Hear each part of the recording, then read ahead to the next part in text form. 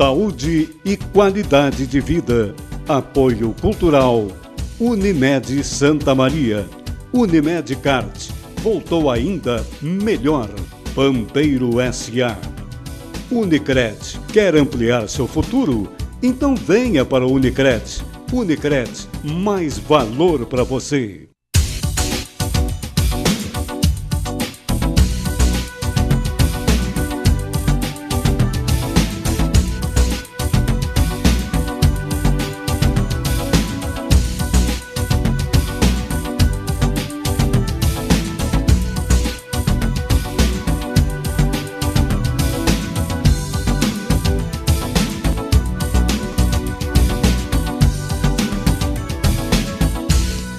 Estamos iniciando o nosso Saúde e Qualidade de Vida aqui na TV Santa Maria, canal 19, sempre com apoio cultural da Unimed Santa Maria.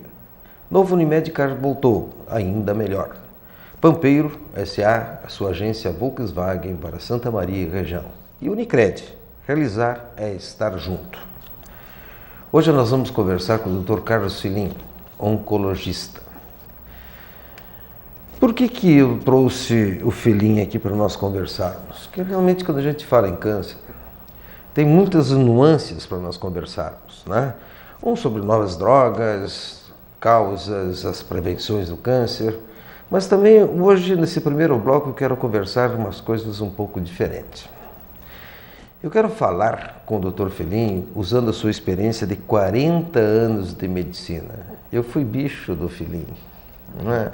Ele é formado um ano antes do que eu sou da turma de 79, o Filin de 78. Eu digo sempre que a turma de 79 é a melhor turma formada pela Universidade Federal de Santa Maria. Talvez o Filin diga que a turma melhor formada em Santa Maria seja de 78. Mas desde aquele tempo nós temos uma amizade e conversamos e discutimos muito sobre essa especialidade. Sua especialidade de oncologia clínica. Mas, Filin, eu quero conversar o seguinte: como você enfrenta o diagnóstico para o paciente e para a família? Essa nuance dessa qualidade de como apresentar a doença para o familiar e para o doente. Principalmente assim, quando vem o familiar, um paciente, vamos dar um exemplo, um tumor de próstata, né? Já com idade avançada, seus 75, 76 anos, que necessita um tratamento oncológico, e a família chega para ti e diz assim: só não diga o que ele tem. Isso é muito comum. Como você enfrenta esse dilema de apresentar uma doença que muitas vezes o êxito não é aquele que o oncologista quer e muito menos o que a família quer? Como você enfrenta isso no dia a dia? Inicialmente quero agradecer ter feito esse tipo de pergunta, porque muitas vezes a gente fica muito na área técnica e científica, especialmente em novas drogas e tal. Isso é uma situação que o oncologista enfrenta e que na formação do oncologista ele vai aprendendo no seu dia a dia como lidar com esse tipo de problema. Ninguém tem uma resposta pronta para dar ou já um guideline para se utilizar assim. Isso é assunto de discussão em várias mesas redondas, em todos os congressos, não só no congresso de oncologia, mas na área de psiquiatria, na área de psicologia, porque o paciente ele não tem só a doença, ele tem um conjunto de conhecimentos que ele tem dele e de seus familiares, né? Hoje, com as informações que nós temos, com a evolução da informação, seja através da televisão, a internet especialmente, coloca lá no aplicativo, o diagnóstico, ele tem todas as informações que ele quer. Vai depender das ferramentas que ele utiliza e o conhecimento que ele tem sobre saber filtrar o que ele pode relacionar com a doença que ele mesmo tem. Mas hoje eu utilizo da seguinte maneira: eu procuro sempre individualizar cada caso é diferente do outro. Procuro entender inicialmente o diagnóstico do paciente e o estadiamento da doença, e aí a partir daí fazer um prognóstico. e entender o paciente sobre a psico-oncologia desse paciente, os aspectos psicológicos do paciente, que nível de conhecimento, que grau de instrução, o que ele sabe sobre a sua própria doença, os familiares o que sabem, às vezes até mesmo os familiares pedindo para não contar para o paciente. Sim, mas isso é o fulcro da questão. Sim. O paciente chega para ti, eu estou aqui para fazer um tratamento, não sabe nem o que é o diagnóstico dele. E a família, ao seu entorno, diz: não fale o diagnóstico preciso desta doença. Isso, então eu ia chegar lá. Os pacientes chegam, alguns com esse tipo de informação. Como que eu conduzo essa situação? Primeiro eu vou fazer o diagnóstico, saber qual é a real situação do paciente. E o paciente não se mente para o paciente. O médico não tem o direito de mentir para o paciente. Por quê? Ele tem todas as informações que ele quiser sobre a sua doença, a hora que ele quiser, porque ele tem todos os exames. O médico está ali, o oncologista está ali para ajudar esse paciente. E dessa maneira vai trazer todas as informações. E se houver necessidade, eu faço uma reunião conjunta do paciente com os seus familiares, para nós todos falarmos a mesma linguagem desde o primeiro momento. Porque senão fica que nem o cachorro e o gato e o rato, fugindo um do outro, um tentando mentir para o outro fazendo o que acredita, e assim sucessivamente, gerando mais estresse para o nosso paciente. Porque aí o paciente passa a querer defender as pessoas que estão ao seu redor, os seus entes queridos.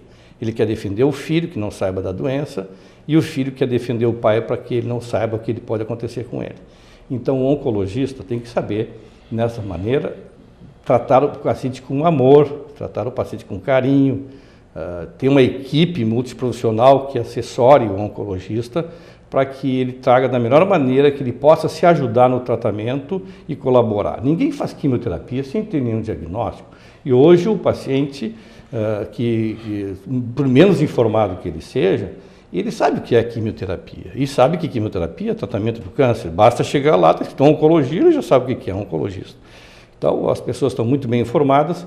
Eu não tenho esse tipo de problema de informar o paciente e conduzir esses familiares da melhor maneira possível para que eles possam colaborar no tratamento do paciente e que esse paciente procure cada vez mais ajudar a trazer melhor, ele fazer melhor o seu tratamento. Eu tenho observado que esses pacientes sempre colaboram. Lógico, a gente não chega assim imediatamente, diz: não, o senhor tem câncer, não, vamos trazer as informações que possam ajudar. Nunca mentir para o paciente. Se ele tiver perguntas, peça para ele anotar as perguntas. Se ele tiver dúvida, a gente vai dirimir todas as suas dúvidas e orientar o paciente para que ele possa seguir o tratamento da melhor maneira possível. Porque, na verdade, o tratamento do câncer, principalmente quando vai no oncologista,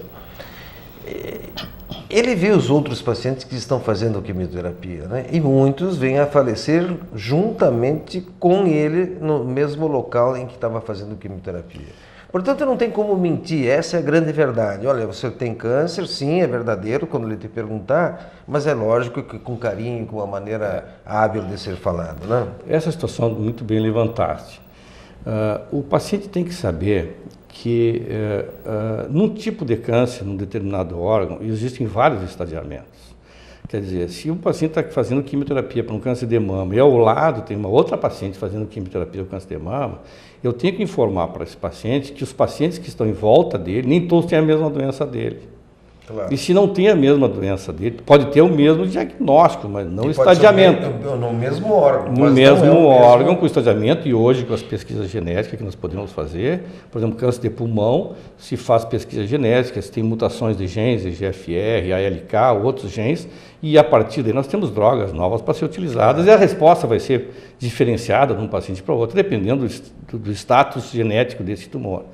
Então, eu acho que os pacientes sendo bem informados, tendo uma equipe que trata o paciente com carinho, que trata com as informações, eu procuro conduzir sempre a nossa equipe que trabalha com as enfermeiras, com os farmacêuticos, e orientar, com a psicóloga, orientar o paciente para que ele se sinta seguro do tratamento que ele está fazendo e sabendo que ele está fazendo o tratamento de ponta e o melhor tratamento para o caso dele. E também sabendo que se nós não tivermos alguma medicação, que praticamente é exceção, terá que encaminhar para algum lugar, nós encaminhamos, nós fizemos o que o paciente precisa pelo melhor para o seu tratamento. Uma outra situação que você coloca é o êxito do tratamento oncológico, né? Nós vemos pacientes que têm uma melhora acentuada e outros com mais dificuldade. Espiritualidade, esperando o óbito, né? E fé. Aonde entra a espiritualidade do indivíduo com patologia e a fé? Sem dúvida, doutor Renor, nós sabemos que a espiritualidade é muito importante para o tratamento do paciente. E não só a oncologia, como a medicina em geral, sabe que existem fatores, além do conhecimento médico, além do conhecimento científico, que influenciam na resposta ao tratamento. Não só o tratamento oncológico, como outras doenças que têm um fator relacionado aos aspectos psicológicos do paciente.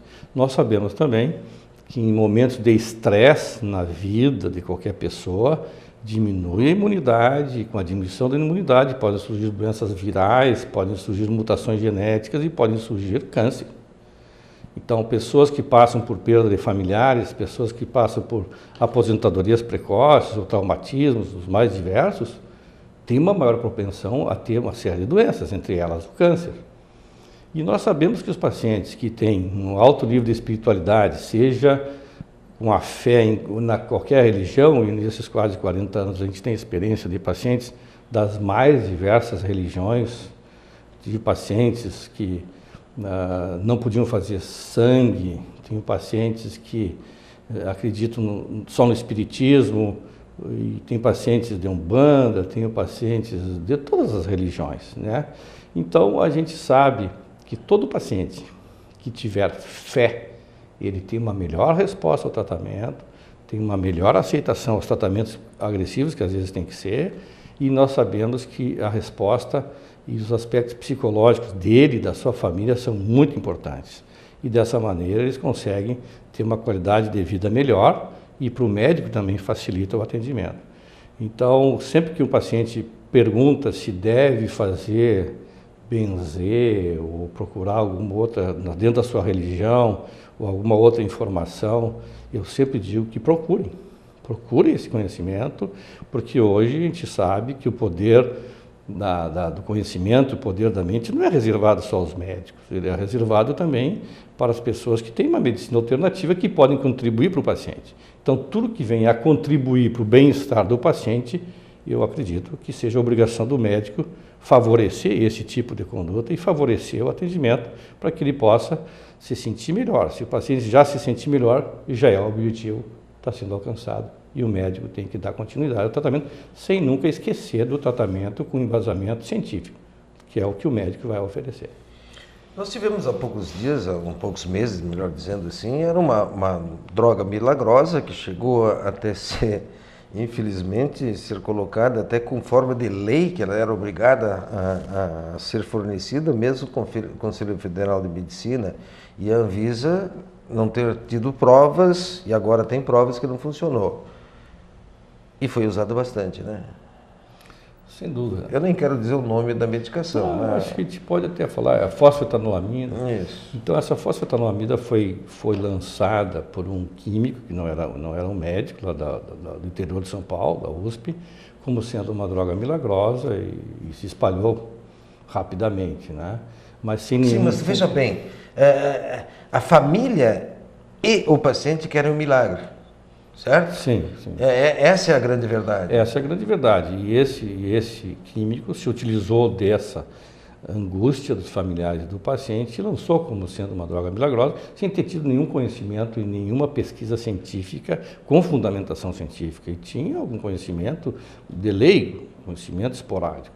No momento que a droga passou a ser investigada, se viu que não tinha essa resposta. Eu já tive pacientes nesses 2 anos que usaram e a gente sabe que não ajudou em nada. Eu tive paciente que usava a medicação oral, quimioterapia oral, que a gente dava tratamento para 30 dias, chegou no final dos 30 dias, está sobrando 10 comprimidos. Como está sobrando 10 comprimidos? Não, ele parou para usar fosfetanolamina. Então, claro que esse paciente tinha um câncer de próstata e evoluiu com metástase ósseas e cerebrais e acabou o paciente indo a óbito. Não foi pela fosfetanolamina, porque já era um tumor agressivo, mas ela contribuiu para ele suspender o tratamento sem o conhecimento médico. Então, nós tínhamos os casos mais diferentes Eu acho que a fosfoetanolamida é um caso passado, né? Já está no passado, e espero que não surjam novas drogas milagrosas. E espero que talvez surja uma milagrosa que realmente aí nós tenha conhecimento científico, que é o que nós precisamos. Quando quando é que o oncologista diz assim, eu preciso também do apoio de um psiquiatra, não somente do psicólogo, ou seja, eu preciso medicar esse indivíduo para, ou por depressão, por outra patologia desta área, né? Quando é que você diz assim, bom, meu querido, você vai ter que ir, além do meu tratamento, além do tratamento clínico, pelo oncologista e talvez pelos outros especialistas, você precisa ir no psiquiatra? Muito bem levantada essa pergunta, Renaud.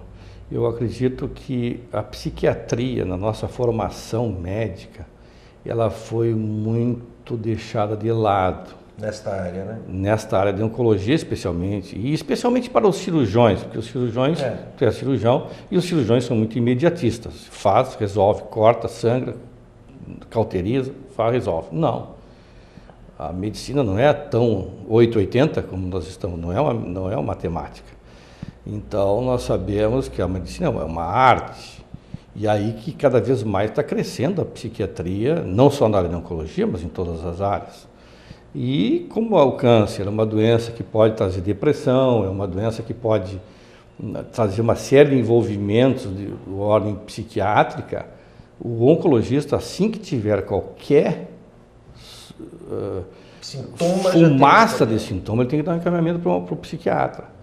Porque o psiquiatra vai conseguir trazer não só na psicoterapia medicamentosa, mas também a psicoterapia, conversando com o paciente, trazendo as suas dúvidas e utilizando as medicações que ele sabe utilizar muito melhor do que qualquer área. Então, eu acho que o oncologista tem que estar muito ligado com o psiquiatra. E também nós temos, lógico, que dentro da oncologia o paciente tem risco de suicídio, dependendo do caso. Então, muitos casos, né? Muitos casos, né? Então, tem cada caso diferente do outro. Então, sempre que eu posso, encaminho inicialmente a psicóloga faz a avaliação e, posteriormente, havendo necessidade de medicações prescritas pelo psiquiatra, eu encaminho para o psiquiatra. Outro aspecto da patologia oncológica é a dor, né?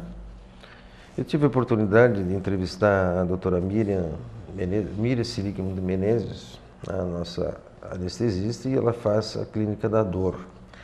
E vou trazê-la aqui no nosso programa mais uma vez. A dor oncológica. Porque a dor oncológica, aí que eu te coloco, muitas vezes a dor é difícil de definir para o médico a dor que o indivíduo está sentindo, né? Como você trata essa dor? Quando é que você encaminha também você para uma clínica da dor? Quando é que você chega nesse momento, bom, eu preciso de alguém a mais para me ajudar? A dor é um problema de várias áreas da medicina, né? E especialmente na oncologia, a dor em pacientes em estados avançados, né, em doença em estádio 4, estádio de 1 a 4, estádio 4, estádio avançado, que já envolve especialmente ossos, quando tem disseminação óssea, ou quando tem obstrução intestinal, ou quando tem metástase no fígado, metástases hepáticas, ela pode vir a dor para o paciente. Nós não admitimos o paciente sentir dor dentro de oncologia, porque hoje o oncologista tem uma série de medicações e numa escala de vários degraus de utilização de medicamentos que não permite o oncologista deixar o paciente sentir dor, até o uso de morfina e derivados de outras mais potentes que a morfina, que nós podemos usar e utilizar no nosso arsenal terapêutico da dor. Nós sabemos que na escala, nós perguntamos para um paciente inicialmente, quando começa com dor, uma escala de 0 a 10, sendo 0 sem dor e 10 a dor mais forte que o senhor sentiu, e que nota o senhor daria para a dor que está sentindo hoje? Então, baseado nesta referência, porque a dor é um sintoma muito individual. Cada pessoa, tem pessoas que são tolerantes à dor. Por exemplo, a dor do parto é uma dor intensíssima, dizem. A dor de cólica renal é uma dor intensíssima. Entende? Então, são fatores. Então, nós temos que saber quais os parâmetros que esse paciente sabe de dor e, acima disso, fazer uma mensuração de que dor que ele está sentindo. E a partir dessa dor, por exemplo, se o paciente diz, essa é a dor, dou nota 8 para essa dor. Ela é intensa. Ela é intensa. ela é intensa, está acima da média. A média seria 5, 8, por exemplo. Então, nesse caso, nós vamos utilizar medicações e, em cima disso, nós vamos mensurando com o paciente para ver que escala está diminuindo ou está aumentando a dor. Nós temos que usar drogas mais potentes. Então, existe essa escala, que é muito importante, essa escala da dor, né? Até ter uma reguinha mostrando sem dor um sorriso e com dor, ou dor de dente. Muita gente refere como dor mais intensa a dor de dente, ou a dor uma cólica renal, ou uma dor lombar por uma hérnia de disco, sei lá, uma cefaleia. Então, cada paciente tem uma referência diferente de dor. E o oncologista tem que saber disso. E sabendo disso, ele vai usar o seu arsenal de medicações que ele vai utilizar.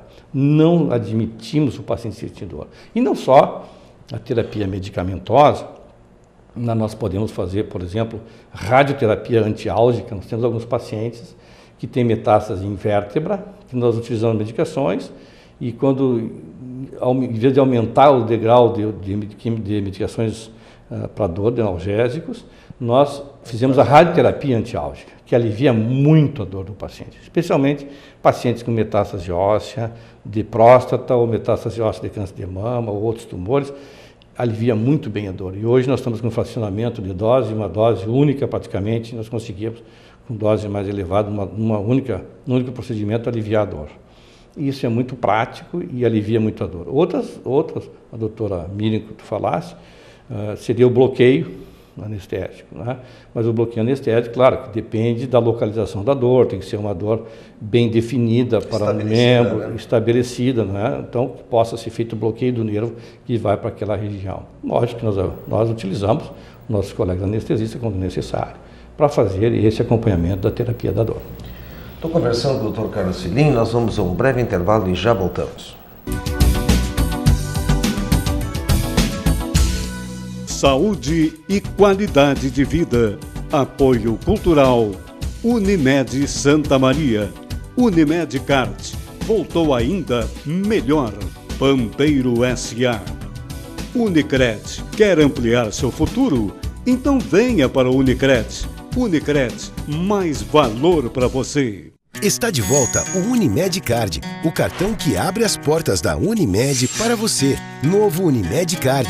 Voltou melhor ainda. Com ele você tem acesso à rede de serviços da Unimed Santa Maria e muitos outros benefícios. Olha o que eu fiz pra gente! Novo Unimed Card. Abre as portas da Unimed para você e para a sua família.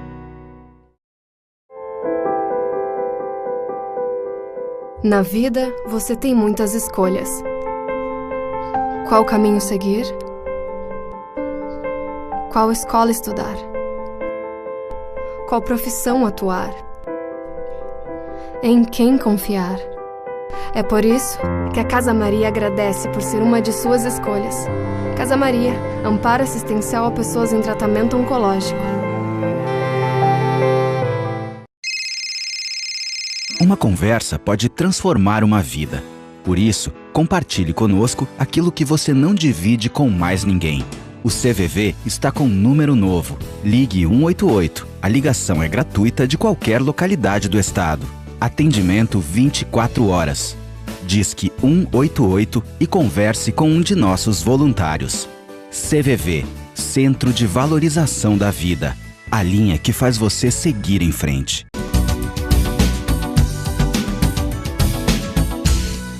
Estamos de volta com o nosso Saúde e Qualidade de Vida aqui na nossa TV Santa Maria, canal 19. Sempre com o apoio cultural da Unimed Santa Maria. Adquira o seu cartão da Unimed e veja as vantagens que a Unimed oferece a você. Pampeiro, sua agência Volkswagen e Unicred. Realizar é estar junto. Hoje está comigo o Dr. Filin, nosso amigo de tantos anos. Eu normalmente chamo de Filin fica entre nós, né? Mais de todos os nossos telespectadores. Um aspecto que o oncologista é também, infelizmente, o seu dia a dia. É o não êxito no tratamento, né? Não é a cura, muitas vezes vem ao óbito o seu paciente. Mas tem dois aspectos importantes, o óbito em si, mas aquele momento em que você chama os familiares, e às vezes isso não se fala ao paciente, né? Diz, olha, infelizmente, com todos os fármacos que eu tinha a dispor, mais a radioterapia se for o caso, mais a cirurgia que foi executada, nós não temos mais nada para fazer para esse nosso paciente. É um momento muito ruim isso para o médico, né? É um momento em que ele chega à conclusão que tudo que ele trabalhou, entre aspas, não teve o resultado que ele gostaria de ter. Mas a vida é assim, né? A vida é assim, nós não conseguimos fazer aquilo que nós gostaríamos de fazer no dia a dia, né? E o êxito, o não êxito num tratamento oncológico tem várias nuances que, se nós tivéssemos que falar sobre isso, nós passaríamos aqui um dia inteiro conversando. Muito bem, filhinho, no momento que você chega para a família e diz, neste momento eu vou parar com a quimioterapia, nós vamos fazer uma sustentação de base para esse indivíduo, que seria o nosso tratamento paliativo. Como agir nesse momento? Muito bom, muito bem levantado essa problemática da morte. Existe uma frase que eu gosto de dizer sempre, quando se fala sobre a morte e o morrer, que é um assunto muito debatido, às vezes controverso, dependendo das informações e da religiosidade, de uma série de conhecimento, de cultural de cada paciente. Uma frase que eu gosto sempre de repetir é a seguinte: o que é mais certo da vida é a morte. Todos que nascem, um dia vão morrer. Todos os seres vivos, um dia vão morrer. E dentre os seres vivos está a espécie humana. Então, um dia todos nós vamos morrer, seja da maior maneira diferente, seja por um acidente de automóvel, que é o acidente de trânsito, muito comum, que é a causa maior de morte do mundo, seja as doenças cardiovasculares, que são a segunda causa de morte do mundo, seja que aí vai todo o problema de alimentação e da qualidade de vida que esse indivíduo levou, sobre o tabagismo cardiovasculares e o câncer como terceira causa de morte no mundo todo, não só no Brasil, né? Santa Maria, o mundo todo é a terceira causa de morte, depois dos acidentes de trânsito, depois das doenças cardiovasculares e, em terceiro lugar, o câncer. O médico oncologista, quando faz essa especialidade, ele tem que ter um treinamento e uma formação para enfrentar esse tipo de problema também. Muitas vezes não é fácil, porque às vezes se o oncologista se envolve tanto com os familiares e com o próprio paciente que se torna difícil. Vínculos de amizades que aparecem, né? Vínculos de amizade, de amor, de amizade, de carinho, não só do médico, como a equipe toda, né? Então, eu estou lembrando... Recordando de pacientes teus. De uma paciente jovem, que perdemos, em questão de 15, 20 dias, que era filha de um amigo meu. Então, são situações que o oncologista tem que saber até onde levar para a sanidade psiquiátrica, vamos dizer assim, do próprio oncologista. Então, são situações que o oncologista tem que saber que, mesmo ele não tendo no seu arsenal terapêutico drogas novas que possam utilizar no tratamento de um tumor avançado, ele pode trazer os cuidados paliativos. Quer dizer, o oncologista sempre tem um espaço para tratamento desse paciente.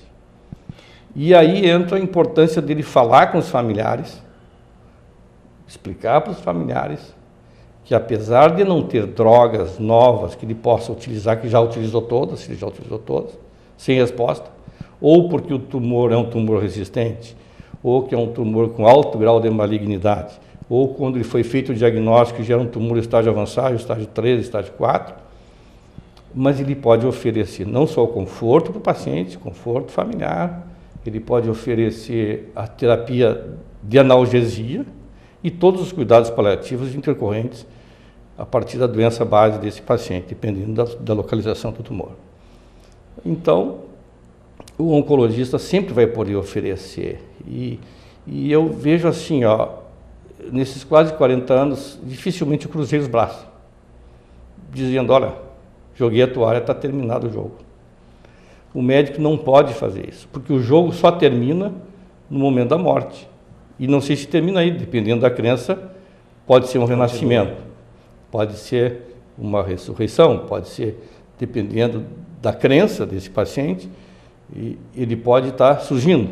Então, muitas vezes, eu faço o papel do sacerdote. Sim. Que é o papel de dizer qual é a crença, entender qual é a crença desse paciente e dizer para ele que ele está indo de uma necessidade de passagem da vida e que ele tem necessidade de evoluir na sua evolução, se ele tiver uma crença do lado espiritual, ou se ele acredita no renascimento, ou se ele acredita numa vida depois dessa nossa vida daqui da Terra. Então, cada paciente é diferente do outro. E o oncologista tem que saber entender a crença de cada paciente. Eu tive, uma questão de um ano atrás, um paciente que estava em fase final, era um melanoma com metástase pulmonar, estádio 4, um paciente de 45 anos de idade, que ele disse que ele era Chegava a perguntar ao pessoal da enfermagem, do hospital, se ele era pastor de alguma igreja, porque ele se envolveu tanto na leitura e do conhecimento da vida e da morte e pós-morte terrena, que ele passou a informar o pessoal da enfermagem. Então, cada paciente é diferente do outro e nós sabemos sempre que a morte é a coisa mais certa. Então, a partir dessa frase, nós todos vamos morrer. Hoje nós estamos aqui, amanhã a gente não sabe se vai estar aqui. Assim como nós tivemos familiares, tivemos amigos, tivemos colegas de turma de faculdade, nós sabemos, né, que já faleceram, seja as causas mais diferentes, por câncer, por acidente de carro, muitos jovens. Nós tivemos um colega na faculdade que teve um osteosarcoma, quando a gente estava no terceiro na faculdade, que faleceu. O tratamento, nesses anos todos, modificou. Hoje nós temos novas drogas, hoje a oncologia está crescendo cada vez mais, e eu acho que é importante a gente falar num próximo momento sobre as novas drogas, sobre os imuno-oncológicos, que são drogas que atuam direto nos aspectos imunológicos do paciente. Uma especialidade nova que surgiu realmente através dos oncologistas e clínica médica é dos cuidados paliativos, né? Como você vê hoje os cuidados paliativos? Se há necessidade, por exemplo, existe em São Paulo, já existe alas no Alberto Einstein, por exemplo, só dedicadas ao cuidados paliativos. Aqui em Santa Maria. Uma subespecialidade da oncologia é a área de cuidados paliativos. O que é cuidados paliativos? É quando o paciente já está numa fase avançada em que foram usadas todas as armas, né? Mas a gente sempre tem alguma arma, às vezes faz uma pesquisa genética do tumor, consegue ver se tem alguma mutação, a gente consegue usar algumas outras armas que estão chegando hoje. E aí o paciente vai ter um suporte para todas as intercorrências relacionadas ao tumor, mesmo sabendo que é uma fase avançada. É uma especialidade da oncologia, está crescendo. Nos grandes centros nós temos, e acho que aqui em Santa Maria já estamos fazendo, tem um colega que trabalha comigo no consultório, que acompanha essa parte de cuidados paliativos, inclusive tem palestra para informar os outros colegas sobre cuidados paliativos, e isso para nós é muito importante. O doutor Everaldo, que trabalha conosco, faz muito bem essa parte de cuidados paliativos, e a gente sabe, muitas vezes a gente fala em CTI, e é difícil para o médico dizer para o paciente que não tem indicação de CTI, porque o caso dele é um caso que não tem resposta a algum tratamento intensivo. Internar na CTI, que infelizmente é pior ainda para o paciente. Vai piorar porque ele vai correr risco de ter uma infecção respiratória, porque lá na CTI é onde tem as bactérias mais resistentes de todo o hospital. Então o médico tem que saber orientar o paciente. Claro que existem casos selecionados que a gente pensa que possa ter alguma resposta, vai levar para a CTI esse paciente. Agora, se é um caso que a gente sabe que não vai ter um tratamento diferenciado, não há necessidade de um tratamento intensivo e ele passa a ser o cuidado paliativo, que é esse que tu levantaste. Eu acho que cada vez mais nós teremos pacientes que necessitam desses cuidados paliativos. Filim, nós conversamos assim, mas existe algumas coisas que uns 2 anos você veio aqui e até tinha uma impressa para a tua clínica, vamos dizer assim, benesses, não seria esse termo, mas tudo bem, vamos considerar dessa forma. Legislações que protegem o paciente oncológico, né? Como está isso? Houve alguma modificação de leis? Como é que está essa problemática? Sim, nós falamos, lembrei nessa oportunidade, 2 anos atrás aproximadamente. Existe uma legislação própria para o paciente oncológico e alguns outros tipos de doenças, né? Tuberculose e outras doenças. Mas especialmente nas neoplasias, nós temos uma série de legislações que dão direitos ao paciente oncológico, ao paciente com câncer. Entre elas, isenção de imposto de renda, né? A outra, que é muito importante, que é a quitação da casa própria.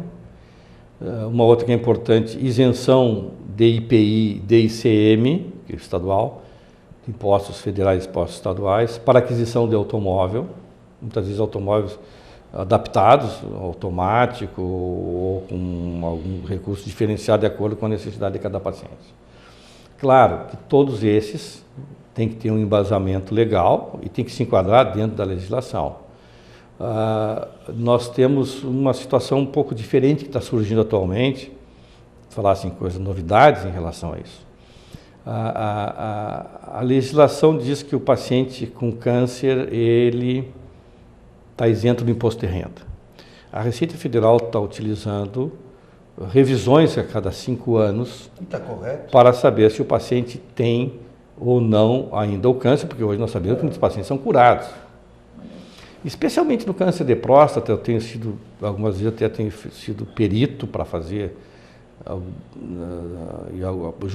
perito judicial sobre essa área, mas está tendo um novo entendimento nessa área. Inicialmente se pensava assim, não, o paciente com câncer, 5 anos, está curado, fez a cirurgia, fez o tratamento, está curado. Mas o entendimento hoje de jurisprudencial é que esse paciente tem que seguir continuamente fazendo revisões.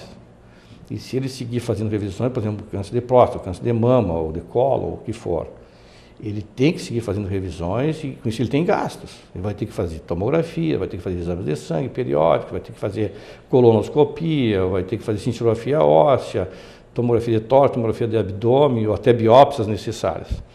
Então, o entendimento hoje é que esses pacientes também têm necessidade de fazer acompanhamento.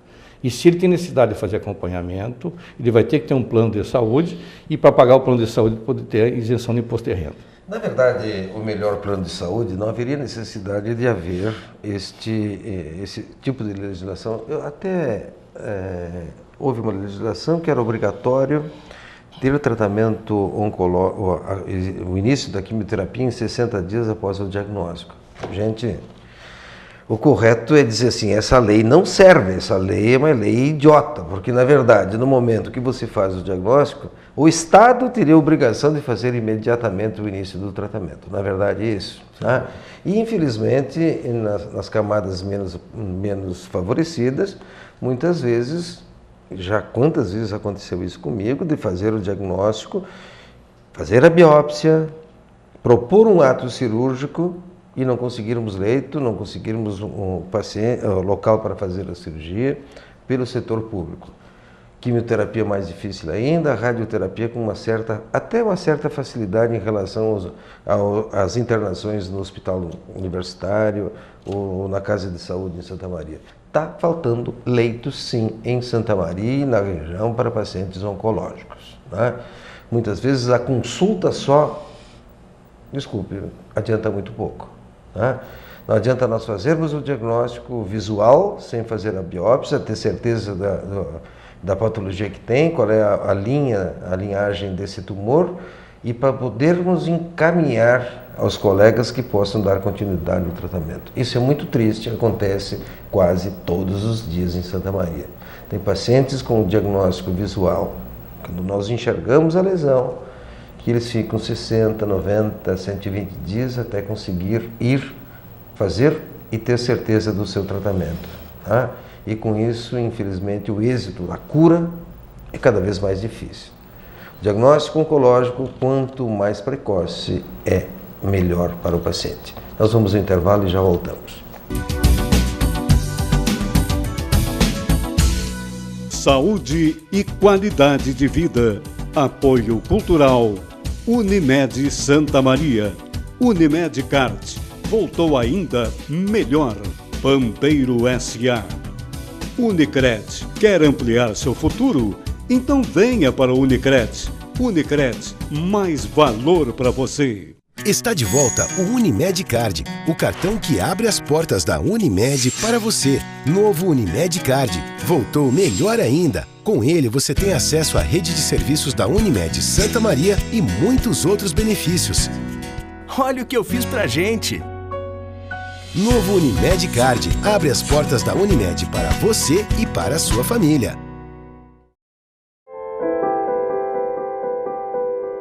Na vida, você tem muitas escolhas. Qual caminho seguir? Qual escola estudar? Qual profissão atuar? Em quem confiar? É por isso que a Casa Maria agradece por ser uma de suas escolhas. Casa Maria, amparo assistencial a pessoas em tratamento oncológico. Uma conversa pode transformar uma vida. Por isso, compartilhe conosco aquilo que você não divide com mais ninguém. O CVV está com um número novo. Ligue 188. A ligação é gratuita de qualquer localidade do estado. Atendimento 24 horas. Disque 188 e converse com um de nossos voluntários. CVV, Centro de Valorização da Vida. A linha que faz você seguir em frente.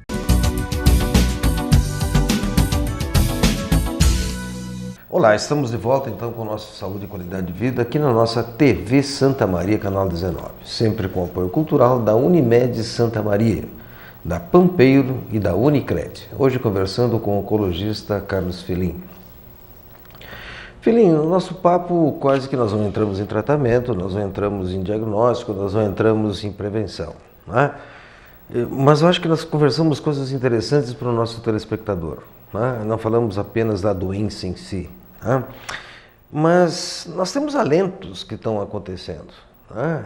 Ou seja, novas drogas, novos tratamentos, novos protocolos, muitas vezes onerosos, mas protocolos que levam muitas vezes à vitória no tratamento da patologia oncológica.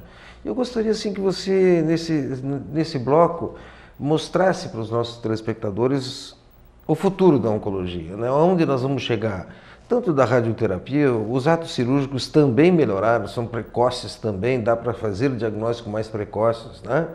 E principalmente as novas medicações, os novos fármacos que estão no mercado. Muito bom levantar esse assunto, Renor, é uma pergunta muito importante, futuro da oncologia.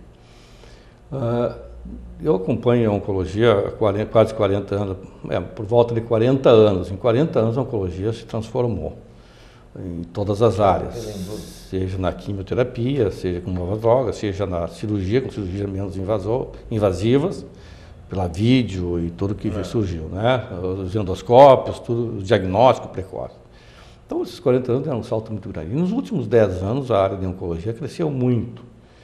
Nós tivemos aí a parte de pesquisa genética do tumor. Hoje a gente faz, a partir da biópsia, do material tirado, por exemplo, um tumor de pulmão, tumor de mama, um tumor de cólon, se faz a pesquisa genética. Se tiver mutações genéticas, na grande maioria dos casos nós temos alguma mutação específica, que temos drogas específicas para esse tipo de tumor. E com a resposta que a gente nem imaginava que alguns anos atrás pudesse ter uma resposta dessa maneira.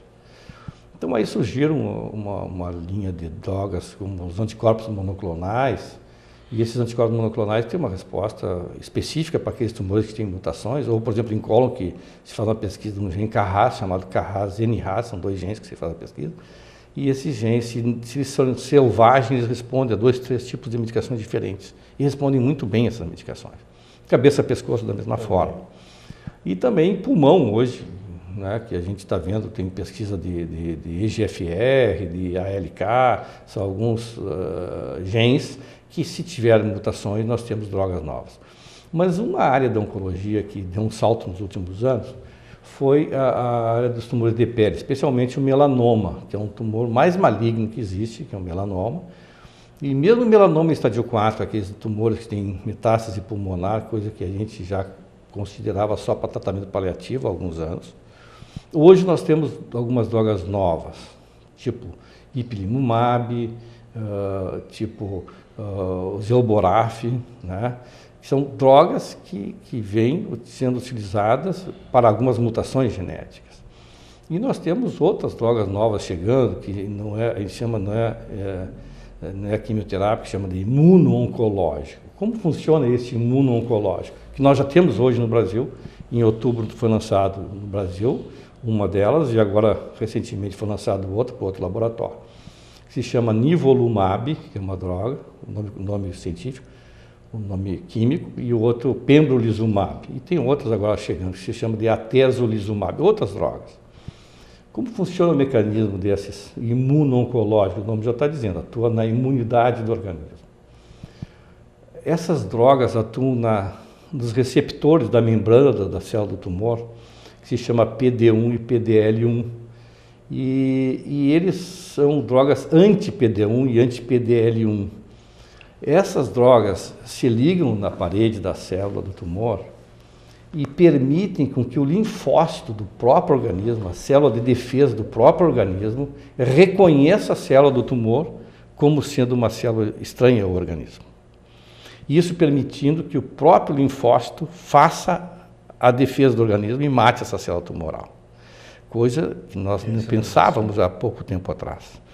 Então, a imuno-oncologia está dando um salto. Inicialmente, nós tínhamos pacientes em ensaios clínicos que não pagavam nada, são drogas caras, foram lançadas no mercado com drogas caras. Todas elas têm um custo alto, mas se não tiver o custo alto de início, como qualquer novidade, como qualquer tratamento novo, ou qualquer eletrônica, tem custo alto, depois com o tempo passa a baixar o valor pela quantidade que é produzida. E pela facilidade de produção também que vão surgindo. Então, essas novas drogas, que já temos no mercado brasileiro, tem alguns pacientes que já estão em ensaios clínicos, nós temos, o paciente não paga nada, o próprio laboratório tem necessidade de fazer estudos fase 3, fase mais avançada, em que ele estende para vários pacientes, e nós temos condições de pacientes não pagar nada por essas drogas. Alguns casos, essas já estão lançadas no Brasil, que já terminaram os ensaios, mas algumas estão terminados os ensaios num tipo específico de tumor, e aí eles começam o ensaio clínico em outro tipo de tumor, então nós conseguimos encaixar esses pacientes nessas novas drogas. Então, esses imuno-oncológicos são muito promissores, o futuro da oncologia, eu acho que está relacionado à imuno-oncologia, quer dizer, as respostas do próprio organismo combatendo o tumor. E com a pesquisa genética que nós temos hoje, e que hoje se faz a pesquisa genética não só na célula do tumor, mas também se faz em líquido, faz a pesquisa no sangue, exames genéticos no sangue de células que se desprendem do tumor, que estão na circulação sanguínea, e conseguimos fazer o diagnóstico dessas mutações genéticas. Hoje, a oncologia, junto com a patologia, né? Junto com a patologia, até alguns chamam de biópsia líquida, na realidade não é uma biópsia líquida, mas é um exame genético nas células sanguíneas periféricas e que conseguimos fazer diagnóstico de mutações genéticas, especialmente câncer de pulmão, em cólon, em mama, e fazer diagnóstico precoce e podemos fazer um tratamento mais efetivo. Eu acho que a oncologia está crescendo muito, novas drogas estão surgindo, e não só o PD1 e o PDL1, mas tem outros receptores de membrana da célula tumoral que estão sendo descobertos dentro dessa área de imuno-oncologia. Grandes drogas estão surgindo e nós temos condições aqui em Santa Maria de oferecer o melhor para esses pacientes e oferecer com todos os recursos, e se não tiver condições financeiras, podemos encaixar em algum ensaio clínico e em cima disso fazer o tratamento que o paciente necessita. Eu acredito que a oncologia vai ter um salto muito grande nos próximos 5, 10 anos. Não sei se vai chegar à cura definitiva de todos os tipos de tumores, mas é um caminho muito promissor com essas novas drogas que estão surgindo. Em melanoma, que era um caso assim que a gente sabia, e que nunca imaginou, não tinha sido imaginado pelos oncologistas que seriam drogas que iam tratar em melanoma, que é um tumor muito agressivo, e está servindo de exemplo para vários outros tumores.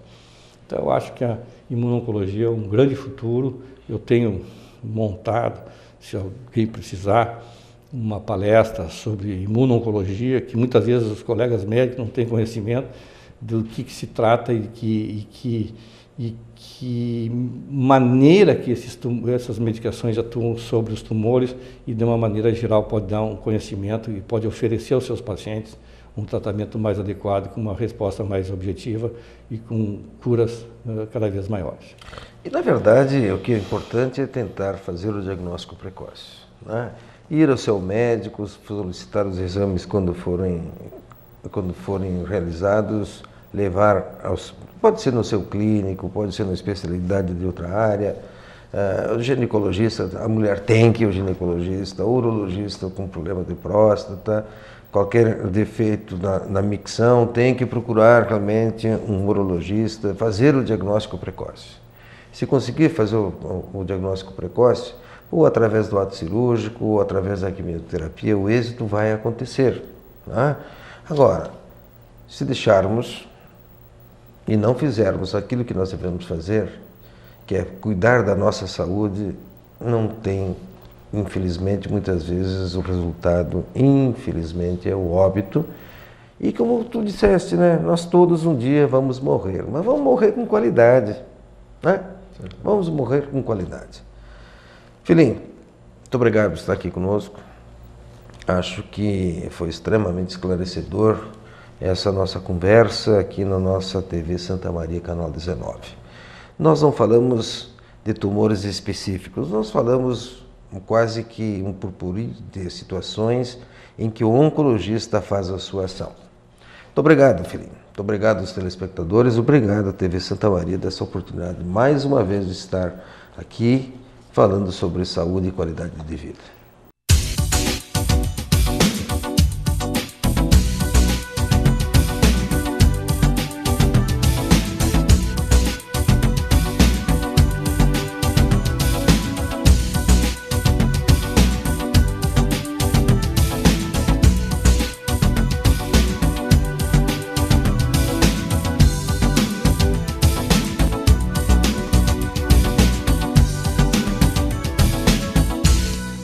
Saúde e qualidade de vida. Apoio cultural. Unimed Santa Maria. Unimed Card. Voltou ainda melhor. Pampeiro S.A. Unicred. Quer ampliar seu futuro? Então venha para o Unicred. Unicred, mais valor para você.